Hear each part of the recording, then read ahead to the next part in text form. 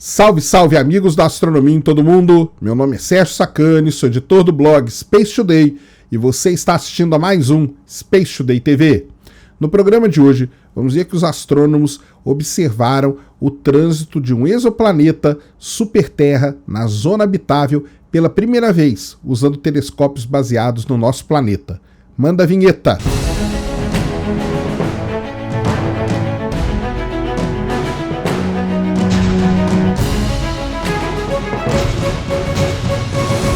Muito bem, pessoal, vídeo novo aqui no canal e um vídeo aí para falar de uma descoberta muito interessante. A descoberta nem tanto, né, porque já foi descoberto faz um tempinho, mas para falar para vocês sobre uma pesquisa muito interessante que é a observação do trânsito de uma super-terra, de um exoplaneta do tipo super-terra ao redor da sua estrela, só que usando telescópio aqui na Terra.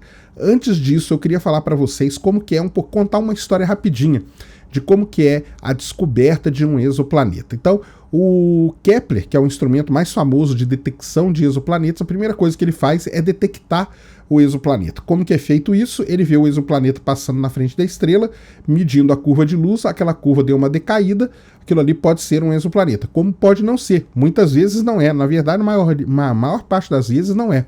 Para vocês terem uma ideia, o Kepler aí, ele vê a luz, observou a luz de 150 mil estrelas e dessas somente 4 mil que foram candidatas aí a exoplanetas. Então o Kepler observou, notou que tem uma queda de luz que pode ser um exoplaneta, aquele objeto é chamado de candidato a exoplaneta. Aquele objeto então é mandado para a Terra, para os observatórios em Terra. Os observatórios em Terra então começam a observar aquele planeta, aquela estrela, tentando identificar o trânsito. Normalmente existia uma regra aí de tentar ver 3 órbitas seguidas. Se você conseguisse confirmar aqueles mesmos dados em 3 órbitas, você batia o martelo falando que aquele objeto era um exoplaneta. Por que isso? Porque o Kepler ele não tem nenhum instrumento acoplado a ele, não tem nenhum espectrógrafo, ele não tem nenhum outro instrumento, ele é simplesmente um telescópio que capta a luz da estrela, que fica parado no espaço, que ele não tem aberração atmosférica para atrapalhar ele medir a curva de luz. Simplesmente isso. Já os instrumentos em Terra são muito mais poderosos do ponto de vista que você pode acoplar ali vários outros equipamentos, espectrógrafos de todos os tipos para você medir a luz dessa estrela e aí com precisão você vê a queda de brilho e confirmar a presença de um exoplaneta. Basicamente é isso que acontece. Uma outra coisa muito importante, que o trânsito não é a única maneira de se detectar um exoplaneta. Existem N formas de fazer isso, tanto que o próximo Bzinho não foi detectado pelo trânsito, ele foi detectado pela técnica de velocidade radial. A técnica de trânsito ela ficou mais conhecida, ganhou mais notoriedade, porque o Kepler ele usa essa técnica para detectar e acabou que isso aí fez a fama não só do Kepler, como um grande instrumento de observação de exoplanetas, um grande caçador de planetas, mas também no caso do trânsito da técnica em si. Então, isso, muita gente pensa que é só pelo trânsito. E uma outra coisa legal, né? O Kepler, né, ele tem esse nome aí muito baseado no fato do Kepler, do Johannes Kepler, ter observado os trânsitos aqui no sistema solar. Então, é uma homenagem dupla aí ao Kepler e à técnica que ele usava, que é a técnica do trânsito. Nem sempre esses candidatos são confirmados, muitas vezes não são descartados, porque, para variar o brilho da estrela, não é só o fato de um planeta passar na frente dela. Pode ter N fatores que fazem o brilho dela variar, ainda mais em estrelas do tipo anã vermelha, quando você está observando, porque ela tem toda uma atividade ali que pode enganar os instrumentos. Você pensar que aquela queda de brilho é por conta do trânsito, mas não é por conta da atividade. Pode ser uma estrela companheira, pode ser uma anã marrom, pode ser várias. Tem várias coisas que poderiam dar o mesmo resultado, por isso que você precisa dessa confirmação. E mais uma vez, a ciência é feita assim, então você precisa repetir aquela medida. Se você não consegue repetir, não adianta, aquilo ali não vai ser chamado de exoplaneta. E daí é que vem o grande tchan, digamos assim, dessa notícia que eu quero trazer aqui para vocês. Porque você observar planetas gigantes gasosos, como por exemplo os Júpiteres quentes e tal, isso nem é tão difícil, porque são planetas grandes, às vezes as estrelas não são tão grandes assim, então você observar esse tipo de fenômeno com esses grandes planetas não é algo tão especial. Agora, observar isso num exoplaneta do tipo super-terra e que esteja dentro da zona habitável. Foi a primeira vez que isso aconteceu agora. Então, para contar a história para vocês, o Kepler em 2015 ele observou a estrela K23, uma estrela aí do tipo M, anã vermelha N, que tem cerca de metade da massa e metade do tamanho do Sol, e ao redor dessa estrela ele descobriu o exoplaneta apelidado de K23d. Essa estrela tem outros planetas, o K23c, o K23a, mas esse exoplaneta em si que era o importante, porque ele é um exoplaneta do tipo superterra e ele tem um índice de similaridade com a Terra igual a 0,8. O que é esse índice de similaridade?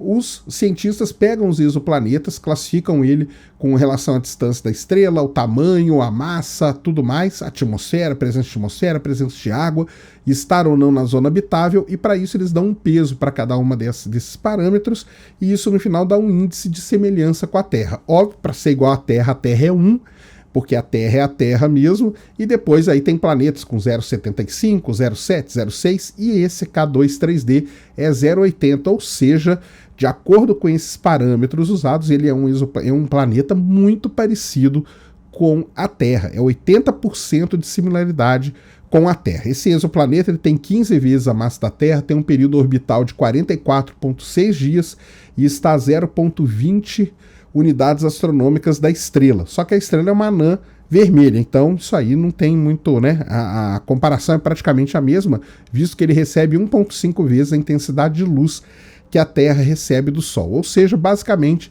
é a mesma intensidade de luz, mesmo estando mais perto, por conta da estrela ser um tipo de estrela diferente, ter metade do tamanho do Sol, metade da massa do Sol.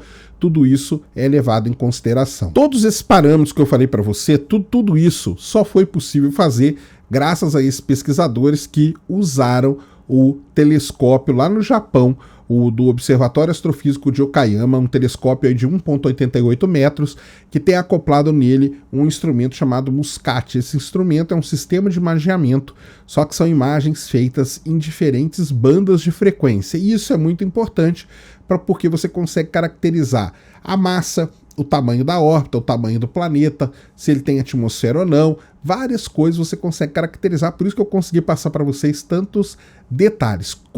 Colocando todos esses detalhes aí e fazendo um resumo deles, isso coloca o exoplaneta, o K23d, ou na borda interna ou no meio da zona habitável da estrela. Então isso é muito interessante para esse exoplaneta. Então, essa observação em Terra é muito importante para você poder caracterizar melhor os exoplanetas, para você caracterizar as propriedades dele e depois, no futuro, caracterizar também a atmosfera dos exoplanetas. Qual é a ideia dos astrônomos agora? Esse exoplaneta ele fica guardadinho ali. Quando a gente tiver os telescópios de 30 metros, de nova geração, né, de 30 ou mais metros de diâmetro, e os novos telescópios espaciais, como o TESS, por exemplo, e como o James Webb, esse exoplaneta vai poder ter sua atmosfera caracterizada. A ideia dos astrônomos é caracterizar a atmosfera e tentar medir os gases presentes na atmosfera. Se tudo isso convergir para um ponto comum que a gente conhece aqui na Terra, eles podem declarar que é um planeta, um exoplaneta aí potencialmente habitável. E isso aí tudo faz parte daquele grande sonho, né, de encontrar vida em algum outro lugar no universo. Então, tudo começa com esse grande caminho aí que eu falei para vocês de pesquisa. Então é muito interessante isso mesmo. Usar, porque agora eles têm uma metodologia desenvolvida para observar, eles têm as técnicas de análise de dados também desenvolvidas, e agora eles vão poder aplicar isso a outros exoplanetas desse tipo. E aí, como eu falei até no outro vídeo, falo sempre aqui, quanto mais você observa, você reduz a incerteza, você deixa robusta essas técnicas, e isso você vai podendo aplicando e fazendo grandes descobertas. Então é isso que eu queria que vocês guardassem desse vídeo, que para você descobrir um exoplaneta, além do fato dele ter sido detectado por um telescópio espacial como Kepler, por exemplo, você precisa ter a confirmação dele com observatórios em Terra. E essa foi a primeira vez que um planeta do tipo superterra, localizado na zona habitável, pôde ter o seu trânsito observado. Isso é um grande passo para a gente descobrir mais exoplanetas, para entender melhor os exoplanetas e para quem sabe um dia aí descobrir a famosa, né, a tão falada Terra 2.0 e a tão esperada também vida em outro lugar no universo. Muito bem, pessoal, esse era o vídeo que eu queria trazer aqui no canal agora para vocês, um vídeo aí que contou essa pequena história de como os exoplanetas são descobertos, confirmados e caracterizados de acordo aí com toda a metodologia científica, usando o que há de ponta hoje no mundo da astronomia. Espero que vocês tenham gostado desse vídeo. Se gostou, já sabe, tapa no dedão, voadora com tudo no peito do like, isso ajuda pra caramba o canal, faz o vídeo ganhar relevância, o canal ganha relevância. Nunca se esqueça, compartilhe o vídeo nas redes sociais, favorite o vídeo, se inscreva no canal se você ainda não é inscrito e deixa aí nos comentários o que vocês quiserem saber. Deviante.com.br, patreon.com/SpaceToday e Science Vlogs Brasil, todos os links na descrição. Tamo junto dioturnamente na luta contra a má divulgação científica no Brasil e contra a anemia na divulgação da astronomia no nosso país. Mais uma vez, meu nome é Sérgio Sacani, sou editor do blog Space Today e você acabou de assistir a mais um Space Today TV. Fui!